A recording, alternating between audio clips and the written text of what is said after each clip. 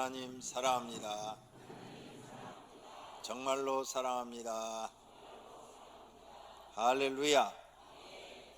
오늘은 헌금과 복의 관계에 대해서 말씀을 드리려고 합니다.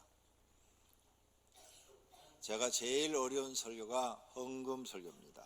하지만 성경적인 헌금을 배워야 하나님 앞에 인정받고 복도 받을 수 있습니다.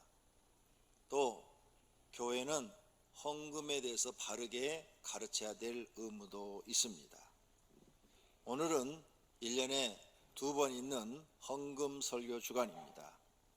그러므로 처음 오신 분들, 교회에 처음 오신 분들은 야, 교회 가면 날마다 돈 얘기만 해. 이건 큰 오해이십니다. 오늘 복이 없으셔서 헌금 설교하는 날 오신 것입니다. 다음 주부터는 헌금 설교 안 합니다. 그러므로 교회는 헌금에 대해서도 가르쳐야 될 의무가 있습니다. 오늘은 말라기 선지자가 유다 백성에게 헌금에 대해서 외치는 말씀입니다. 오늘 본문 말씀을 요약해 보면 첫째가 너희 이스라엘 백성이 저주를 받아 가난하게 된 이유가 뭐냐? 헌금을 안 해서라는 겁니다. 사람이 어찌 하나님의 것을 도둑질하겠느냐? 그러나 너희는 나의 것을 도둑질하고도 말하기를 우리가 어떻게 주의 것을 도둑질하였나이까 하는도다.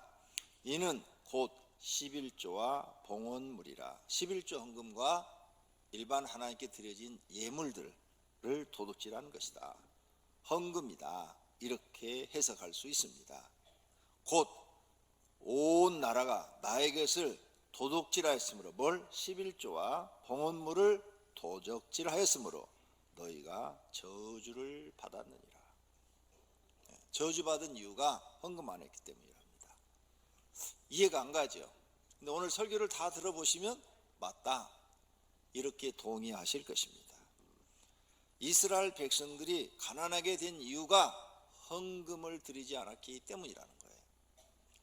북쪽 이스라엘과 남쪽 유다 백성을 합해서 우리는 이스라엘이라 이렇게 말을 합니다. 이들이 하나님 앞에 드려야 될 헌금을 드리지 않음으로 인해서 기근을 당하고 농사를 지었으나 남에게 뺏기는 일, 착취를 당하고 질병으로 고생을 하고 전쟁을 맞이해서 많은 사람들이 죽고, 또 남자들은 다 전쟁터나 죽을 뿐더러 여자들은 노예로 팔려가기도 하고, 또 재산을 다 빼앗기고 가난 속에 살고 마음의 고통과 인생의 고난과 불행 속에서 살고 어려움과 실패와 좌절과 낙심 속에 살고, 또 그 중에 어떤 사람들은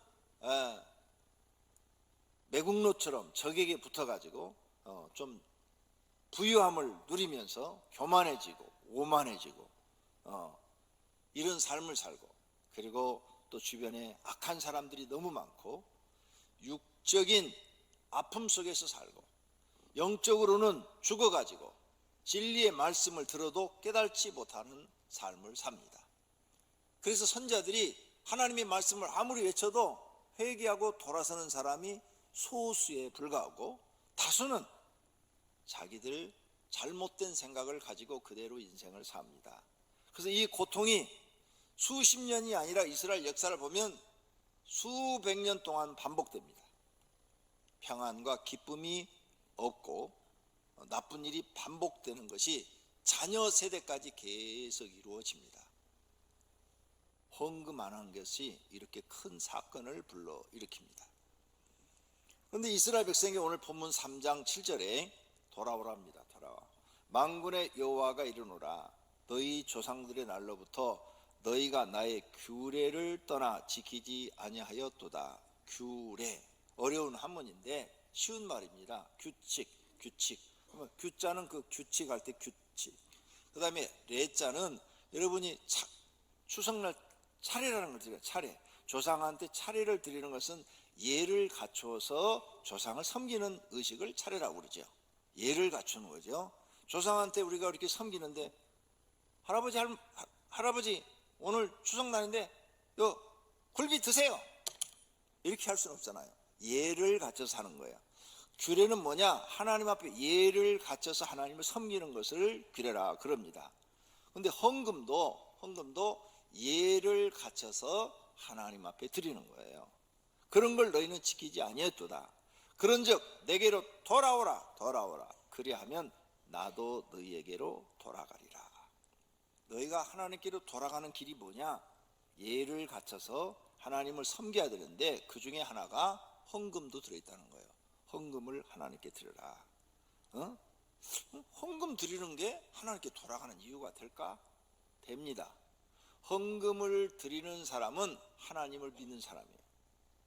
그리고 하나님의 말씀을 소중하게 여기는 사람이에요. 그리고 하나님으로부터 내가 복을 받는다는 사실을 믿는 사람이에요. 그런데 드리지 않는다면 하나님이 어디 있어? 계시면 나오라고 그래. 이럴 수 있는 사람들인 거죠. 그러면서 너희가 이르기를 우리가 어떻게 해야 하나님께로 돌아가리까 하는도다. 하나님께 돌아가는 게 너희가 헌금에서부터 시작된다. 헌금을 드리기 시작해라. 그러면 너희가 하나님을 공경하는 거다. 자, 그럼 세 번째로 온전한 11조를 드리면 하나님께 믿음을 인정을 받고 복받는 사람이 된다는 겁니다. 오늘 본문 3장 10절입니다. 만군의 여호와가 이르노라 너희의 온전한 11조를 창교에 들으라. 온전이라는 이 말을 중시해야 됩니다. 사도 바울이 말씀을 했어요. 율법이 있어요. 율법에 한 가지만 어겨도 율법을 어긴 것이다 그랬어요. 근데 율법이 몇 개 있느냐? 바리새인들이 조사를 해보니까 613가지가 있었어요. 613가지. 613가지 중에서 하나만 어겨도 너는 율법을 어긴 것이다.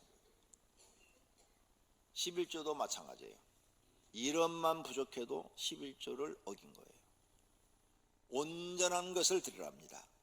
그러면 하나님의 집에 양식이 있게 하고 하나님의 집이 풍족하게 하면 하나님을 시험해봐라. 하늘 문을 놓고 너희에게 복을 쌓을 것이 없도록 부어주지 않는가 시험해봐라.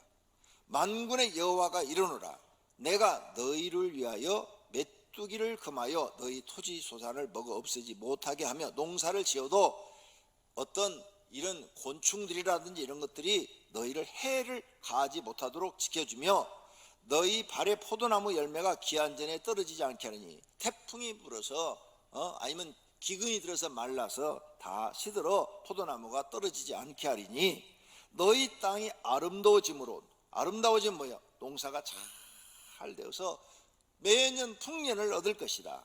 이방인들이 너희를 보고 너희 이스라엘 백성을 보고 저들은 하나님을 믿더니 복을 받았어. 하나님이 저들을 지켜주어 하나님이 저들에게 복을 주어 이렇게 복되다 하리라. 만군의 여호와의 말이니라.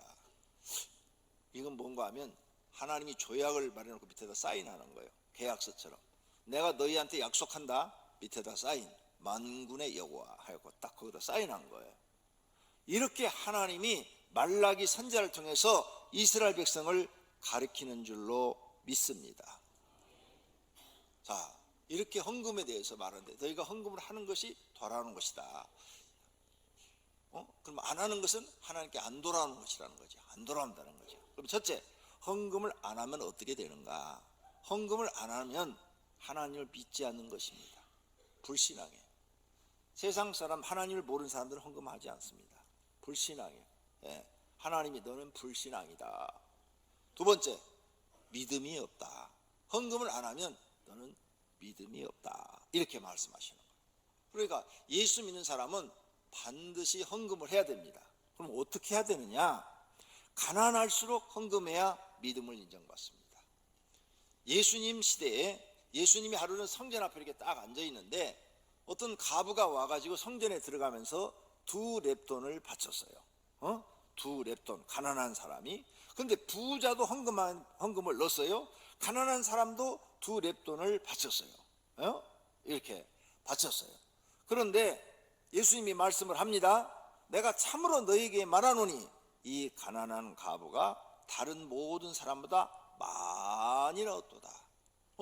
이 가난한 과부가 얼마를 드렸길래 많이 넣었다고 그럴까? 두 렙돈이래요. 두 렙돈. 두 렙돈은 얼마냐? 그 시대의 최저 단위의 돈이에요. 지금 우리 한국에 1원짜리 돈은 없어졌어요. 요즘 10원짜리도 여러분 별로 안 갖고 다니죠? 100원짜리가 지금 제일 최저 단위로 사용하고 있어요. 두 렙돈 그러면 200원 드렸다는 거예요. 200원 최저 단위의 화폐라 그랬어요. 그러니까 200원을 드렸는데 예수님은 저 과부가 가장 많이 드렸도다. 왜? 그는 가난한 중에 자기가 가지고 있는 생활비 200원 그게 전 재산이다. 그게 전 재산인데 그걸 하나님께 드렸느니라. 부자는 많은 것 중에서 일부를 드렸지만 저 여인은 저게 전부야. 전부를 드린 거야. 그래서 이 과부를 칭찬합니다. 그러므로 하나님은 아무리 가난해도 헌금을 드리시기를 원하고 계십니다. 왜? 그걸 보고 그 사람이 하나님의 말씀을 신뢰하는지, 하나님의 말씀을 믿는지, 하나님을 따르는지 이걸 보시는 거예요. 하나님을 정말 믿는다면 드릴 수밖에 없죠. 그런데 하나님을 믿지 않으면 못 드리는 겁니다. 그러므로 사랑하시는 성도님들이 헌금 꼭 배워야 할 줄로 믿습니다. 두 번째로 하나님께 인정하시는 헌금이 있어요. 하나님이 인정하는 헌금은 뭐냐? 고린도서 9장 7절에 보면 각각 그 마음에 정한 대로 할 것이요 인색함이나 억지로 하지 말지니 하나님은 즐겨내는 자를 사랑하시느니라. 하나님이 인정하지 않는 헌금이 있대요. 인색함으로 드리는 거. 내가 오늘 10,000원 드리려면 좀 많지? 5,000원 줄여. 5,000원 드리려면 좀 많지? 1,000원. 1,000원. 1,000원 드리려면 너무 많아. 매주 드려야 되는데 500원으로 줄여. 이렇게 인생합으로 드리는 것은 하나님이 받지 않으시겠대요. 그 다음 억지로 드리는 헌금도 안 받으신대요. 억지로 드리기 싫은데 옆에 사람이 집사님 나도 드렸는데 집사님도 드려야 되잖아. LED 헌금한다는데 10만 원이라도 드려. 드리기 싫은데 안 드리면 체면이 있으니까 억지로 드리는 거 이것도 안 받으시겠대요. 그 다음 즐거운 마음으로 드릴 때만 하나님이 받으시겠대요. 즐거운 마음으로 드리는 헌금. 그런 사람이 하나님을 사랑하고 또 하나님께 사랑도 받게 될 줄로 믿습니다. 하나님이 인정하시는 헌금은 뭐냐? 즐거운 마음으로 내는 자. 그 사람을 하나님이 사랑하신대요. 단돈 얼마를 드리든 간에 즐거운 마음으로 드리시기를 바랍니다. 세 번째로 모세 시대에 드리는 헌금. 모세 시대에 드리는 이 헌금을 어떻게 드리느냐? 소제, 번제, 하목제, 속건제, 속죄제 이 5가지 제사를 통할 때 반드시 하나님 앞에 제물을 가지고 와서 드리도록 되어 있어요. 제물이 없이 빈손으로는 제사 자체를 드리질 못해요. 하나님이 그 사람을 받지를 않는 거예요. 그래서 하나님께서 가난한 사람도 드릴 수 있도록 이렇게 해놨어요. 모든 사람은 속죄제를 드릴 때 기본이 양이에요. 그런데 양을 드려야 되는데 양을 드릴 만한 형편이 못 되면 산비둘기나 집비둘기를 드려라. 집비둘기를 드릴 만한 형편이 못 되면 고운 가루 10분의 1 에바를 드려라 그랬어요. 고운 가루 10분의 1 에바가 뭐냐? 손으로 이렇게 한 움큼 딱 쥐면 요거. 네가 빵 만들어 먹을 밀가루 요거 한 움큼이라도 하나님 앞에 가지고 와라. 그래서 제사를 드려라. 아무리 네가 가난해도 너 먹을 밀가루는 있지 않느냐? 밀가루 한 움큼이라 가져라. 그럼 이걸 가져오면 어떻게 하느냐? 나무에 불을 붙여놓고 불 위에다 이렇게 탁 뿌려요. 그럼 타버리는 거죠. 그거라도 너는 하나님께 드려라. 그 밀가루 탔는데 어떻게 먹어요? 하나님이 먹으려고 밀가루 한 움큼을 가져오라고 그랬어? 아니요. 그 사람 마음을 보시려고, 그 사람 믿음을 보시려고 그걸 가져오라는 거야. 그 밀가루 한 움큼 먹어서 뭐 하겠다고? 여러분이 나 밀가루 한 움큼 갖다 주면 절대 안 받을 거예요. 나를 거지 취급하냐고 그럴 거예요. 그런데 하나님은 그 사람 마음을 보시려는 거예요. 그 사람의 믿음을 보시려는 거예요. 그렇게 가져다가 하나님 앞에 드려라 이렇게 말씀하셨어요. 이게 법이에요. 그래서 신명기 16장 10절에 보면은 여호와께서 택하신 곳, 예배당이죠. 예배당 성전에서 여호와를 배웁되 빈손으로 여호와를 배웁지 말라고 그랬어요. 빈손으로 너 하나님 앞에 나오지 마라. 너희가 빈손으로 나오는 것은 나를 안 믿는 거야. 그 다음 잠언 3장 9절에 내 재물과 내 소산물의 처음 익은 열매로 여호와를 공경하라. 하나님을 공경하는 것, 내 재물로 공경하라. 네가 가지고 있는 재물로 하나님을 공경하는 것이다. 재물을 드림으로 공경하는 것입니다. 여러분, 부모님들을 모시죠. 부모님 전화로 엄마 나 공경해요, 아빠 공경해요. 근데 용돈 하나도 안 보내줘. 그건 쓸데없는 거라는 거죠. 말로 하는 것은 아무 소용없다는 거죠. 진짜로 공경한다면 어머니 아버지 생활비를 보내드려야죠. 그게 공경하는 거지. 아무리 힘들고 어려워도 나 먹을 것은 다 먹고 내 새끼 학원 보낼 건 다 보내면서 부모님한테 생활비를 안 보내주셔? 용돈도 안 보내줘? 그건 자식의 도리를 모르는 거죠. 자기도 자식을 키우잖아요. 얼마나 자식 키우는 게 힘들어. 이 자식이 때로는 왼술 때가 있어. 얘들만 없으면 내가 그냥 번 돈으로 편하게 살 텐데 얘들 키우느라고 그냥 돈 다 벌어서 자식한테 다 집어넣잖아. 그렇게 힘들게 자녀를 키우는데 늙으니까 나 몰라라 해요? 그러니까 성경에 제5계명에다가 부모를 공경하라. 그리하면 내가 땅에서 잘되고 장수하리라. 이렇게 써놓은 거예요. 부모 공경하는 게 사람과의 관계에서 첫 번째 계명으로 준 거예요. 4계명은 안식일을 기억하여 거룩히 지키라. 이건 하나님을 섬기는 계명이에요. 이래서 4계명은 5번째 부모를 공경하라. 살인하지 말라, 간음하지 말라, 도둑질하지 말라, 거짓 증거하지 말라, 내 이웃의 것을 탐하지 말라. 이 6개의 계명은 사람과 사람 사이에 지켜야 될 계명이에요. 그 첫 번째로 준 것이 부모를 공경하라 이거예요. 살인부터 이웃의 것을 탐하지 말라, 그것은 지켜도 복 주겠다는 약속을 하질 않았어요. 그냥 살인하지 말라, 간음하지 말라, 도둑질하지 말라, 거짓 증거하지 말라, 내 이웃의 것을 탐하지 말라 이렇게만 딱 끝냈지. 그런데 부모를 공경하라. 그리하면 내가 땅에서 잘되고 장수하리라. 부모를 공경하면 복을 주시겠대. 하나님은요 철저하세요. 여러분 자신을 생각해봐요. 여러분 형제들 중에서 누가 밥이라도 먹고 사는가? 남한테 아순소리 안 하고 부모 공경한 사람이에요. 부모 공경하지 않는 사람은 형제들 중에도 다 못 살아요. 부모를 아무리 힘들고 어려워도 부모를 공경하는 사람이 제일 그래도 밥이라도 남한테 아순소리 안 하고 그 형제들 중에서는 제일 나아. 그래도 그게 성경의 약속이 이루어지기 때문에, 성경의 말씀이 사실로 이루어지기 때문에. 그래서 내가 가난한 이유 하나님 말씀을 안 지켰었는데 이렇게 부모를 공경하지 않아도 가난해져요. 근데 헌금을 안 드려도 가난해져요. 내 재물로 하나님을 공경하라. 이 말씀을 꼭 기억하시기를 바랍니다. 이사야서 43장에 내 번제 양을 내게로 가져오지 아니하였고 내 재물로 나를 공경하지 아니하였느니라 그랬어요. 내 재물로 나를 하나님을 공경하지 않았대요. 써놨어요. 성경에 이렇게 이사야 선지자가 써놨어요. 하나님께 응답받아서 너희들이 하나님을 재물로 공경하지 않았대. 재물로 공경하지 않은 것은 마음이 떠났다는 거예요. 부모한테 용돈 안 주고 생활비 안 주는 사람은 부모를 잊어버렸다는 거예요. 마음이 떠났다는 거예요. 부모에 죽든지 말든지 나만 먹고 살면 된다는 거예요. 이거 회개해야 됩니다. 하나님도 마찬가지입니다. 재물로 공경하지 아니했다 그랬어요. 즉 행함이 없는 믿음은 죽은 믿음이라는 거죠. 행함이 있어야 된다는 거죠. 그래서 이사야서 29장 13절에 말씀합니다.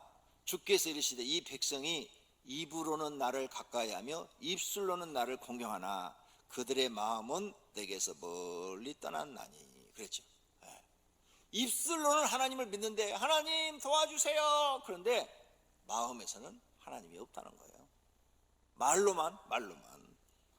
말로만 하는 건 아무 소용이 없다는 거죠. 행함이 따라야 된다는 겁니다. 그럼 이렇게 헌금에 대해서 예수님은 무슨 말씀을 했을까? 네 번째로 예수님이 하신 말씀을 생각해 봅시다. 예수님도 11조 드리래요. 신약성경 누가복음 11장 42절에 화 있을진저 너희 바리새인이여 너희가 박하와 운양과 모든 채소와 11조는 드리되 공의와 하나님께 대한 사랑은 버리는도다. 그러나 이것도 행하고 저것도 버리지 말아야 된다. 공의와 사랑도 행하고 11조도 그대로 해야 된다. 이렇게 말씀하셔요. 뿐만 아니라 마가복음 12장 17절에 예수님이 말씀하시되 가이사의 것은 가이사에게, 하나님의 것은 하나님께 드려라, 이렇게 말을 해요. 이거 무슨 뜻이에요? 가이사에게 드리는 것은 세금이에요. 세금은 세금대로 드리고, 하나님께 바치라는 것은 헌금은 헌금대로 드려라, 이렇게 가르쳤어요. 이렇게 예수님도 헌금을 하라고 가르친 겁니다. 그렇다면 다섯 번째로 11조의 법과 해석을 좀 해보도록 하겠어요. 11조가 그럼 뭐냐?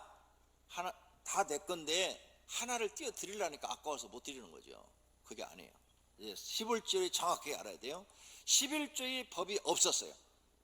11조의 법은 언제 생기느냐? 모세 시대 때 만들었어요. 모세는 주전 1400년 때 살아있던 사람이고 1400년경에 하나님께 응답받아서 11조를 드리라는 법을 제정을 했어요.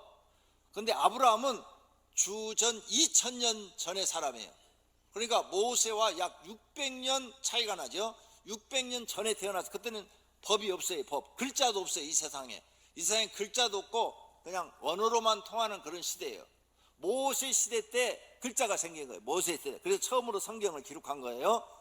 자, 글자가 없는 시대에 사는 아브라함, 법이 없어요. 11조 드리라는 법이 없는데 아브라함이 전쟁에서 승리를 했어요. 그래서 그 전쟁에서 얻은 것을 10분의 1을 멜기세덱이 누구냐? 하나님을 섬기는 제사장이에요. 하나님을 섬기는 제사장에게 갖다 주었더라. 법이 없던 시대에도 하나님을 아는 사람은 11조를 드렸어요. 아브라함의 손자가 야곱이에요. 아브라함의 아들이 이삭의 아들이 야곱이에요. 그러니까 손자예요. 손자가 도망을 가다가 잠을 들었는데 하늘까지 사닥다리가 돼 있고 천사가 오르락 내리락 한 걸 보고 그걸 꿈에서 딱 깨어난 다음에, 하나님, 내가 만약 살아서 돌아오면 여기다가 하나님의 집을 짓고 내 모든 것, 하나님이 주신 내 모든 것을 10분의 1을 반드시 하나님께 드리겠습니다 하고 약속을 해요. 그리고 나중에 베델로 정말로 돌아오죠. 이와 같이 11조 법이 없을 때도 하나님을 믿는 사람들은 알아서 11조를 했다.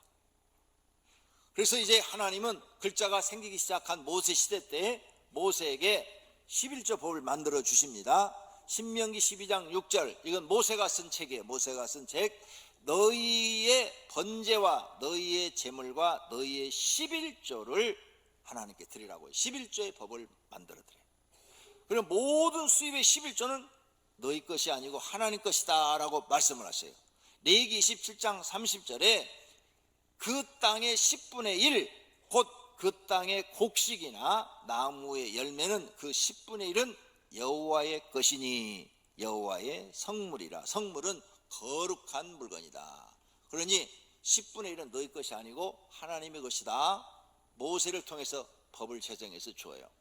그러면 이제 10분의 1은 내 것이 아니고 하나님의 것이야. 여기 여호와의 것이니 그랬죠. 그러니까 하나님의 것을 내가 썼으니까 도둑질이 되어버리는 거예요. 이걸 우리는 꼭 알아야 돼요. 그 다음 여섯 번째, 그러면 헌금과 복받는 것과의 관계는 뭐가 있느냐? 헌금을 드리는 다이당을 볼 수가 있어요. 다이당이 역대상 29장 14절에 썼어요. 나와 내 백성이 무엇이기에 이처럼 즐거운 마음으로, 하나님께 드릴 때는 헌금은 즐거운 마음으로 드려야 된다 했어요. 즐거운 마음으로 드릴 힘이 있었나이까? 모든 것이 주께로 하나님께로 말미암아 왔으니 우리가 주의 손에서 받은 것으로 주께 드렸을 뿐입니다. 이렇게 고백을 해요. 성전을 건축하는데 모든 것을 준비를 해요. 다윗이. 그래서 돌도 사오고 나무도 사오고 또 금도 사오고 성전에 들어갈 모든 기구를 만들 것들을 다 준비를 해요. 엄청난 헌금을 드리는데 그 모든 것이 다 하나님께로부터 왔다는 거예요. 다윗의 말은 맞아요. 왜냐? 다윗은 목동이에요. 목동. 베들레헴 한 구덩이에서 목동, 양을 치는 목동이었어요. 그런데 어느 날 사무엘이라는 선지자가 오더니 머리에다 기름 붓고 너는 이제 이스라엘의 왕이 될 것이다 그래 버리는 거야. 내가 무슨 왕이 돼? 나 시골 구석에서 배운 것도 없고 촌놈이 무슨 왕이 돼? 그래가지고 생각지도 않았는데 수많은 사건들이 막 일어나요. 갑자기 골리앗이 등장하고 막 그러면서 이상한 일들이 벌어지더니 진짜로 왕이 돼버렸어. 그래서 왕이 되니까 이제 부귀영화를 누리죠. 자기 과거를 생각해 보니까 지금 자기 부귀영화를 누리고 있는 게 누가 주신 거야? 하나님이 주신 거야. 정말 하나님이 주신 거야. 목동이었는데 가난한 목동이 하나님 주신 부귀영화를 누리고 있는 거야. 그러니까 다윗은 이 모든 것이 하나님께로부터 왔사오니 내가 이걸 하나님께 드립니다. 이 신앙 고백을 할 수밖에 없어요. 그 다음 야곱도 헌금을 드리는데 이런 말을 하죠. 하나님께서 내게 주신 모든 것에서 10분의 1을 내가 반드시 하나님께 드리겠다 그러죠. 하나님 주신 모든 것? 어떻게 했길래? 야곱이 도망을 가서 외삼촌 집에 갑니다. 도망갈 때 몸뚱아리 하나밖에 없어요. 아무것도 가지고 간 게 없어요. 그래서 외삼촌 집에 가서 결혼하는데 두 부인을 얻는데 14년 동안 무임금이요. 10원짜리 하나 월급이 없어요. 14년 동안을 무임금으로 일하고 두 딸을 부인으로 얻게 되죠. 14년이 지나고 자녀들은 태어났는데 거지야. 그래서 하나님 앞에 기도했더니 지혜를 줘. 그래서 얼룩한 것은 이제 외삼촌한테 가서 얼룩한 것은 다 내게 주세요. 근데 여러분 양하고 염소 보니까 얼룩한 게 있던가요? 거의 다 하얀색이에요. 그러니까 외삼촌이 생각할 때는 미련한 놈. 야 얼룩한 것은 어쩌다 하나씩 태어나지. 양하고 염소가 무슨 얼룩하냐, 무슨 얼룩수냐? 외삼촌이 볼 때는 야곱이 참 미련해요. 그런데 성경에 그 자세히 보면 재밌어요. 하나님께서 야곱을 축복하시는데 순놈이 암놈하고 짝짓기를 하는데 짝짓기 할 때마다 전부 얼룩한 것이 올라타더라 그랬어요. 그러니까 태어나는 게 뭐만 태어나? 얼룩한 것만 다 태어나. 그래갖고 쉽게 구분이 딱 되는 거야. 이것은 야곱의 것, 하얀 것은 외삼촌 것. 그런데 야곱의 것이 외삼촌 것보다 6년 동안에 더 많아져 버렸어. 왜? 하나님이 작업을 시작한 거야. 그래서 야곱이 이제 부자가 됩니다. 여러 가지 사연에 의해서 다시 가나안 땅으로 돌아오죠. 그러니 야곱이 받은 건 다 누가 주신 거예요? 그러니 야곱의 고백은 이렇게 나와요. 하나님께서 내게 주신 모든 것에서 10분의 1을 내가 반드시 하나님께 드리겠나이다. 자기가 받은 게 다 뭐라고? 하나님 것. 그러니 하나님께 드리는데 즐거운 마음으로 드리는 거예요. 가난하신 성도님들도 야곱처럼 되기를 바랍니다. 다윗처럼 되기를 바랍니다. 여기 서 있는 목사도 똑같아요. 저 정말 가난했습니다. 10대 후반 때 정말 가난했습니다. 먹을 것이 없을 정도로 가난했어요. 그때 안 해본 게 없어요. 별걸 다 해봤어요. 구두 닦기도 해보고 연탄장수도 해보고 신문팔이도 해보고 별짓을 다 해봤습니다. 먹고 살기 위해서. 저는 목사 될 생각은 1%도 없었어요. 1%도 없었어요. 왜? 목사님들 보니까 다 가난해. 나도 가난한데 가난한 게 싫으니까 목사는 생각도 해본 적이 없어요. 기도도 해본 적이 없죠. 그러니까. 그런데 헌금 이렇게 주일날 헌금을 드리는데 헌금 주머니가 오잖아요. 여러분도 오겠죠. 헌금을 드려야 돼. 헌금할 돈이 없어요. 정말 없어요. 1원짜리 하나도 없어. 너무 부끄럽고 창피스러워서 헌금 주머니에다 손을 집어넣었어요. 하나님, 저는 돈이 없어요. 제 몸을 드릴게요. 항상 그랬어요. 그때 제 생각은 목사 되겠다는 생각이 아니고 내 몸을 들여서 교회에서 시키는 일을 하면 거부하지 않고 뭐든지 하겠습니다. 이 뜻이에요. 이 뜻. 그래서 교회에서 시키는 일은 하루 종일 시켜도 안 한다는 소리를 안 했어요. 할 줄 몰라도 시키면 무조건 했어요. 그래서 새벽부터 저녁까지 주일학교 교사, 중고등부 교사, 성가대 교사 저녁 다 끝나고 나면 밤 10시, 11시 되는데 그때까지 교회를 떠나지 않고 교회에 살았어요. 몸을 바친 거예요. 왜? 돈이 없으니까. 난 그때 분명히 목사로 바친 게 아니에요. 교회 일꾼으로 바친다고 그랬어요. 그랬는데 그때 하나님이 아마 내 몸뚱아리를 받아버린 모양이야. 그래가지고 강제로 신학교 입학을 해가지고 강제로 다니게 돼갖고 목사가 돼서 섰는데, 지금 제가 이렇게 큰 교회 목사가 돼서 하나님의 축복으로 잘 살고 있잖아요. 그렇죠? 그러면 나에게 주신 모든 게 다 누가 주신 거예요? 하나님이 주신 거. 그래서 저도 하나님께 이 사람들과 똑같은 마음으로 드립니다. 드릴 때마다 하나님, 내가 드릴 수 있어서 감사합니다. 하나님께 내가 드릴 수 있어서 행복합니다. 그 옛날에 가난할 때 드리고 싶어도 못 드렸는데 지금 드릴 수 있어서 감사합니다. 그래서 지난해도 제가 통계를 딱 뽑아봤어요. 우리 교회는 다 컴퓨터로 관리하기 때문에 헌금자 순위 치면 1순위에서부터 1000, 그러면 1000까지 딱 나옵니다. 순위가 쫙 떠요. 제가 지난해도 1등, 500개 헌금 1등, 그 지난해도 1등, 그 지난해도 1등. 안 뺏길 거예요. 아무도 헌금 제가 1등 하는 걸, 여러분이 사업하시지만 저를 못 쫓아와요. 왜? 그때 못 드렸잖아요. 근데 지금은 드리니까 너무너무 기쁜 거예요. 나는 이 두 분의 신앙을, 성경을 읽으면서 하나님, 내게도 이런 축복을 줘서 감사합니다.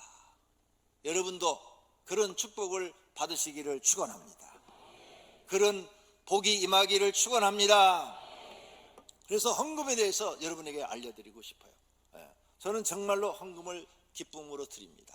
아주 즐거움으로 드립니다.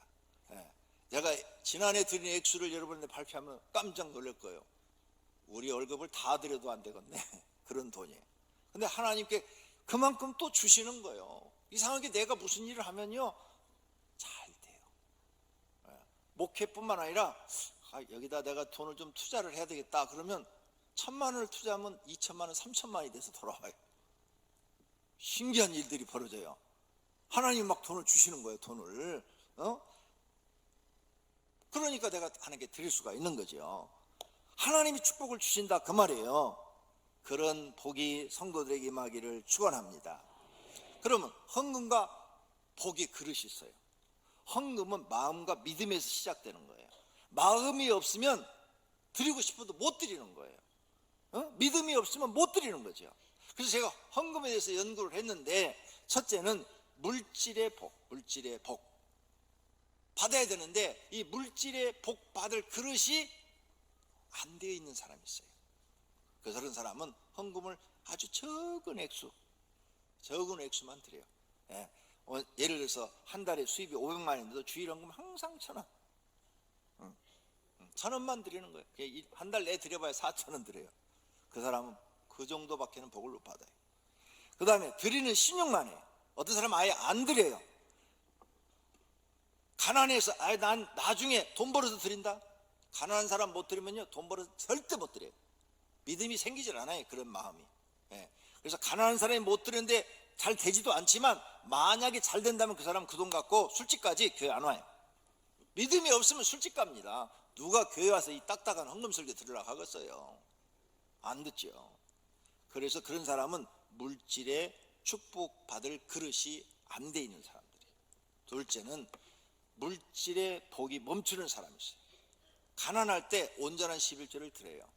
그래가지고 하나님이 축복을 해줘서 액수가 점점 커져요. 수입이 굉장히 늘어났어요. 어느 정도 액수가 딱 차니까 그때부터는 안 드려요. 에이, 내가 너무 많이 드리는 것 같아, 좀 깎자. 그래서 11조를 깎아요. 자기가 다 안 드려요. 온전하게 드리지는 않습니다. 그 사람도 축복이 거기서 멈추는 사람이에요. 이 핑계 저 핑계 대면서 복 받은 후에 인색해지는 사람이 있어요. 하나님께 드리는 게 인색해지는 사람, 그 사람도 거기서 복이 멈춰요. 약간의 복을 받은 다음에 교만해진 사람이 있죠. 교만해진 사람, 막 교회에서 돈 엄청 자기가 뭐 많은 것처럼, 그 사람도 거기서 끝나요. 더 이상 축복받을 그릇이 못 되는 거죠. 물질 축복 받은 후에 하나님 앞에 인색해, 그리고 사람들 앞에는 생색을 잘 내. 이런 사람도 거기서 축복이 끝나요. 그 다음 셋째로, 물질의 복을 계속 받을 수 있는 사람, 계속해서 큰 그릇이 될 수 있는 사람, 가난할 때나 부유할 때나 변함없이 하나님께 드리는 사람, 많이 드리는 사람이 있어요. 언제나 분수에 넘치게 하나님께 드리는 사람이 있어요. 복을 받았는데 더 많은 퍼센트를 즐거운 마음으로 자꾸 하나님께 무슨 교회 행사했을 때마다 내놔. 행사했을 때마다. 그런 사람들은 정말로 복을 계속 받아요. 그리고 하나님을 위해서 헌금하는 것을 즐거워해요. 나는 헌금하는 게 즐겁다, 이렇게 표현하는 사람들이 있어요. 이런 사람들은 계속 복을 받을 수 있는 사람들이에요. 그래서 더 큰 그릇이 될 수 있는 사람들이에요. 그 다음에 다윗과 야곱처럼 헌금 드리는 자세가, 그 마음이 변하질 않아요. 다 주신 것은 하나님이 주신 거야. 그래서 내가 하나님 주신 것 중에서 일부를 드리는 것 뿐이야. 이 마음이 변하질 않아요. 이런 사람도 계속 복을 받을 수 있는 사람인 줄로 믿습니다. 결론으로 구원은 하나님의 은혜로 받아요. 구원은 하나님의 은혜를 주셔서 우리가 받지만 복은 행함이 있어야 받습니다. 그래서 시편 62편에 주여 인자하시면 주께 속하오니 주께서 각 사람이 행한 대로 갚으십니다. 하나님은 행한 대로 갚으신대요. 에스겔 18장에도 주 여호와의 말씀이니라 이스라엘 족속아 내가 너희 각 사람이 행한 대로 심판할지라. 행한 대로 하나님이 갚으신대요. 그 다음 예수님도 말씀을 합니다. 마태복음 16장 27절에 인자가 아버지의 영광으로 그 천사들과 함께 오리니 그때 각 사람이 행한 대로 갚으리라. 예수님도 행한 대로 갚아주시겠대요. 그래서 복은 행한 대로 받는다. 구원은 하나님의 은혜로 받는다. 꼭 기억하시기를 바랍니다. 그래서 하나님은 공의로우신 하나님이에요. 왜? 행한 대로 주어야 그게 공의롭죠. 행하지 않았는데 복을 주면 그게 무슨 공의로운 하나님이에요. 그래서 하나님은 공의롭다, 이 말은 공정하고 공평하시다. 모든 사람에게 하나님은 공정하고 공평하게 행하시는 하나님이심을 믿으시기를 바랍니다. 한 해를 시작하면서 헌금 생활부터 인정받아야 금년이 복받는 해가 될 것입니다. 헌금은 물질의 복을 받는 종자씨와 같은 것입니다. 종자씨를 먹어버리면 농사를 짓지 못합니다. 모든 성도가 100% 하나님을 믿기를 바랍니다. 온전한 11조를 드리면 불신자가 너희가 복받았다 하는 소리를 듣게 될 것입니다. 오늘 본문 마지막 절에 너희 땅이 아름다워짐으로 모든 이방인들이 너희를 복되다 하리라 만군의 여호와의 말이니라 하고 사인하셨어요. 500개 성도들은 하나님 앞에 복을 받아서 불신자가 여러분을 보시고 저 사람은 예수 믿고 복받았다 이런 말을 듣도록 하나님께 복받으시기를 축원합니다. 할렐루야. 살아계신 하나님을 찬양드립니다. 성경을 깨닫게 하신 하나님께 감사드립니다. 모두가 성경 말씀대로 헌금 드리시고 복받는 인생이 되시기를 축원합니다.